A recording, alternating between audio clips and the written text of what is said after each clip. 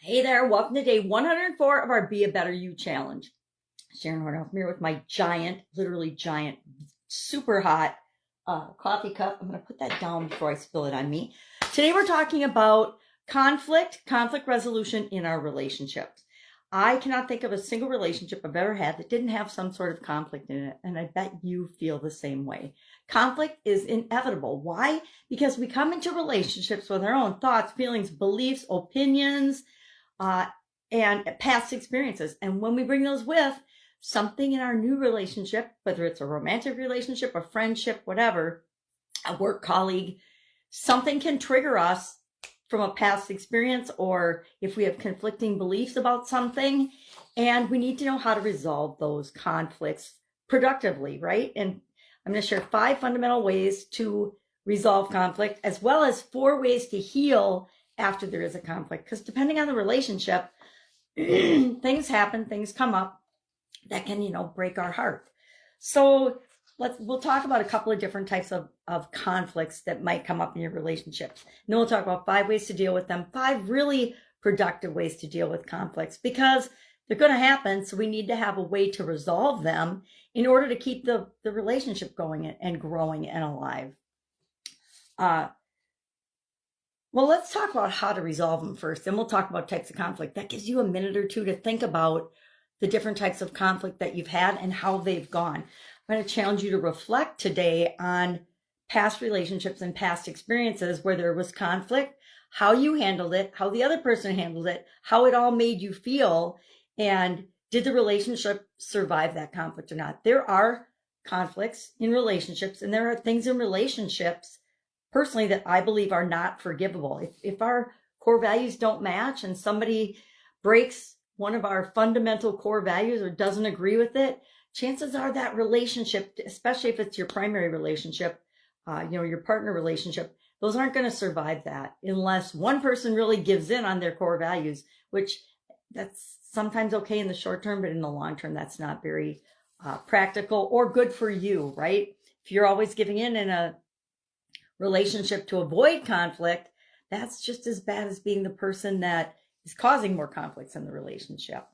So let's talk about the 5 ways to resolve conflict first. Understanding and knowing it's going to happen. I guarantee you can think of probably a conflict you've had yesterday already.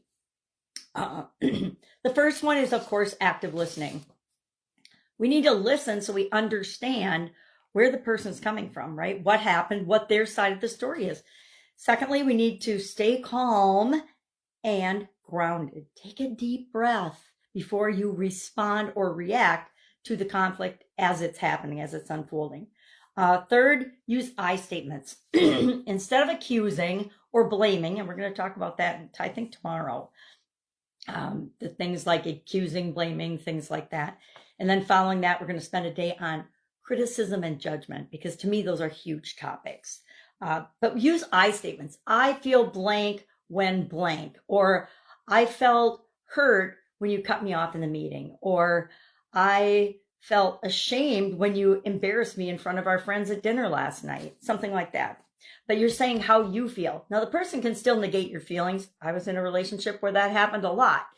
But it doesn't mean we don't express where we're coming from and how we felt about something.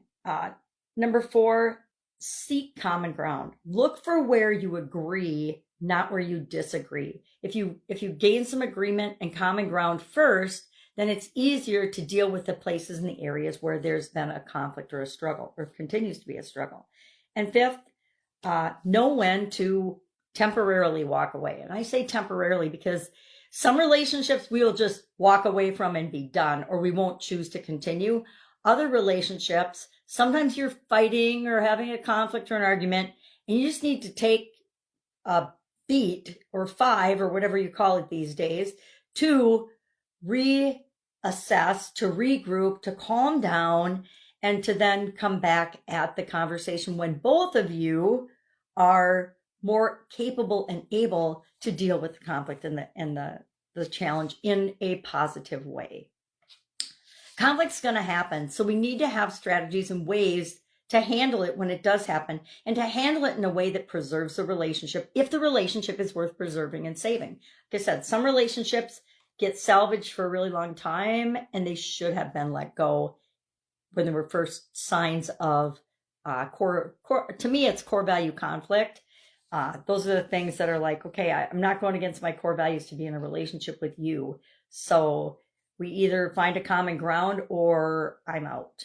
And sometimes it takes us a long time to be true to ourselves and actually get out and leave that relationship. So why is this important? Why is it important that we have these strategies in our back pocket and we're skilled at these strategies to deal with our relationships? Well, because conflict in romantic relationships can literally lead to the destruction of that relationship. If you don't communicate, if you don't talk, and I think that there's some statistics that the number one cause of marriage is lack of communication or miscommunication or misunderstandings and things. I thought it used to be money, might still be, but probably, I don't know. I haven't looked into it, but I'm sure that not communicating about money or other things is why conflict increases and it doesn't get resolved in a positive way.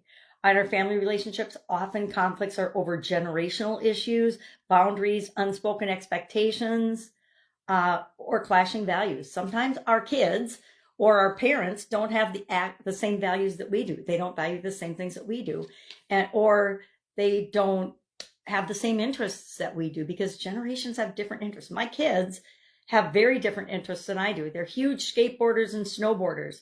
I used to ski, but that was, decades ago when I could actually still see. Now it's just freaking scary to go down hills when everything is white or you can't see anything. And then I'm going to talk about workplace and workplace relationships for Supersize Your Business on this topic. But keep in mind that conflicts arise all the time at work. And one of the fastest ways to not fit into an organization or to be let go when it comes time for layoffs is to be a difficult person who can't get along with others or isn't a team player.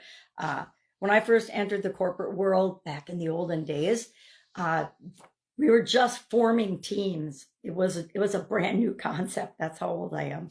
I'm gonna cough on that one.